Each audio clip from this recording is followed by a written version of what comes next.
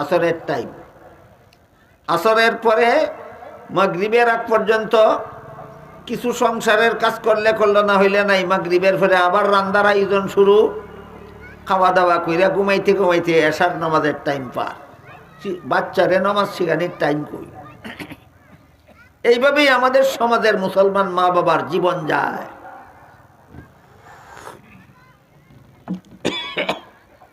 যেই রান্দাবাড়া না করলে, যেই খানা ঘরের পরিবারের সদস্যদেরকে না খাওয়াইলে একবেলা পেটের বুকের কষ্ট করব। একবেলার পেটের বুকের কষ্ট থেকে বাঁচাইবার জন্য, একদিনের পেটের বুক থেকে বাঁচাইবার জন্য যদি 3 বেলা রান্দাবাড়া করার কষ্ট স্বীকার করতে পারো, তোমার কলিজার টুকরা ছেলে মেয়েকে জাহান্নাম থেকে বাঁচাবার জন্য 10 মিনিট সময় বাইর করে এদেরকে কলেমা কালাম শিক্ষা দিতে পারো না কেন? সময়েরই অভাব না ইচ্ছার অভাব? সময়ের অভাব নাই, ইচ্ছার অভাব। বলেন তো, কলেমায়ে তয়্যিবা লা ইলাহা ইল্লাল্লাহু মুহাম্মাদুর রাসূলুল্লাহ আমার বাচ্চার আমি জোফাইতে কত ঘন্টা লাগবে? 2-3 মিনিট।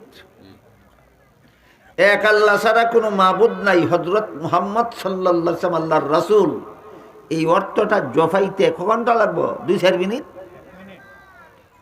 তাইলে আসলেই সময় নাই না ইচ্ছা নাই? ইচ্ছা নাই। অবহেলায় হেলায় খেলায় নিজেদের কলিজার টুকরা সন্তানদেরকে বেনমাজি বানাইয়া জাহান্নামের পথে পরিচালনা করে।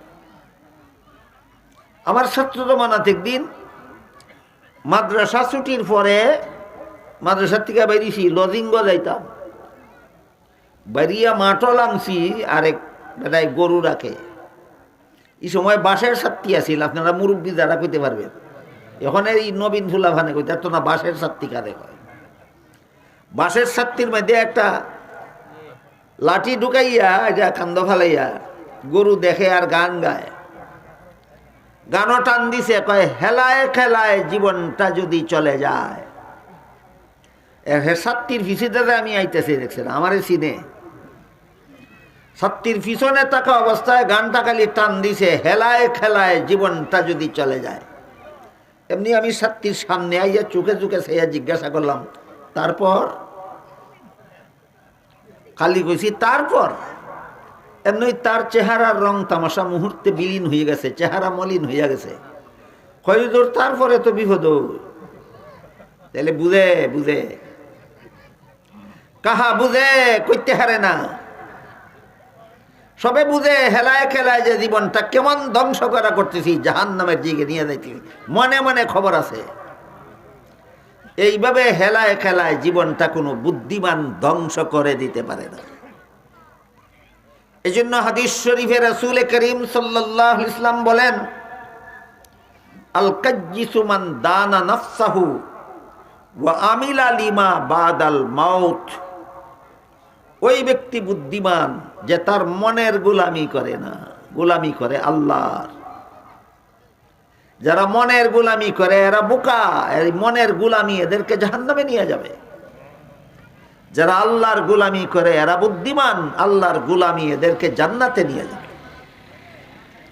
ওয়া আমিলা লিমা বাদাল মাউত, মরণের পরবর্তী চিরস্থায়ী জীবনকে সুখময় করার কাজ করে।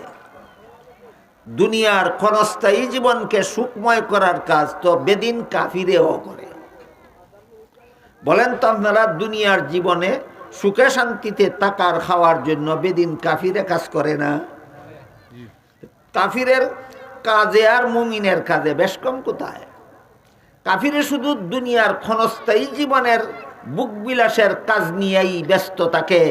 মুমিন মুসলমান এই কাজেই যথেষ্ট নয়, আখিরাতের চিরস্থায়ী জীবনের সুখ শান্তির জন্য আলাদা কিছু কাজ করা, এটা মুমিন মুসলমানের কাজ।